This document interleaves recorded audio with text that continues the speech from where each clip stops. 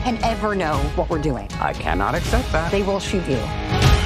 What is my budget? Hey guys, Society Reviews here in my review of the film Fly Me to the Moon. Hollywood has a great knack of giving you the truth while presenting it as fiction. For those who have spent more than 5 minutes on the internet over the last 15 years, you probably heard the conspiracy that the US government faked the moon landing to win a proxy war with Russia. In the late 1960s, the world was racing to become the first country to plant its flag on the moon, and the United States was the first to beat everyone to the punch. Or were they? Somebody dead. That's cap.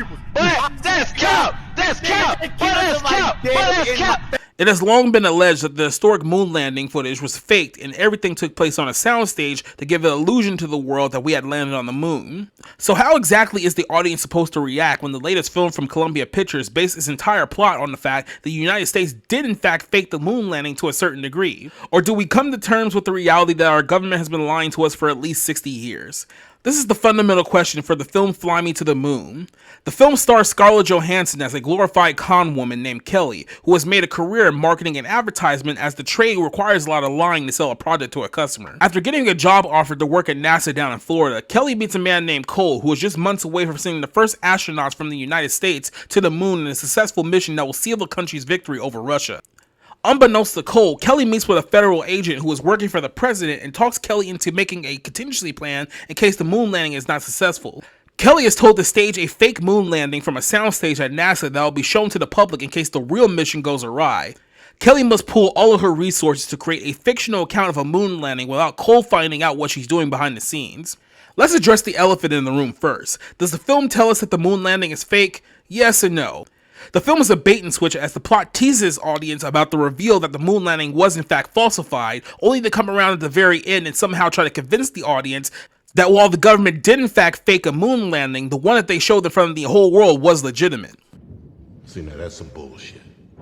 If you choose to believe that line of thinking, you're probably gullible enough to believe something stupid like LeBron James being the best basketball player of all time.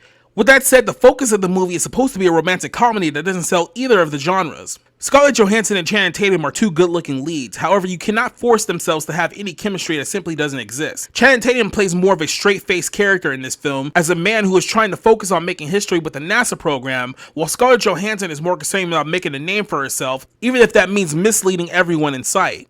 It feels like the filmmakers thought that having two good-looking leads would be enough to justify this film being labeled romantic. However, the film does not give us any indication that our characters are actually falling in love with one another, as their chemistry is virtually non-existent. The chemistry is actually so lazy that you would think that this was written by someone in the WWE. As far as the comedic aspect of this movie, don't expect to see much of that either. The closest thing this film has to resembling comedy is actor Jim Rash playing an over-the-top prima donna director who's been tasked with creating the fake moon landing footage. Outside of that, the comedy in this film is on the level of an ABC sitcom, which means that unless you're a fan of television shows like Modern Family or The Big Bang Theory, you're unlikely to get a chuckle out of this movie. At the end of the day, this film fails because of the writing, which shouldn't be surprising because Rose Gilroy is the accredited writer of this film, who has fewer film credits than a writer of She-Hulk. At the end of the day, Fly Me to the Moon exposes the fatal flaw that many big-budget Hollywood films have.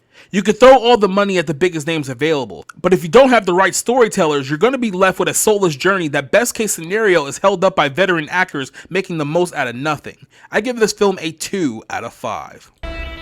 We need to shoot the backup version of the moon landing. You mean to fake it?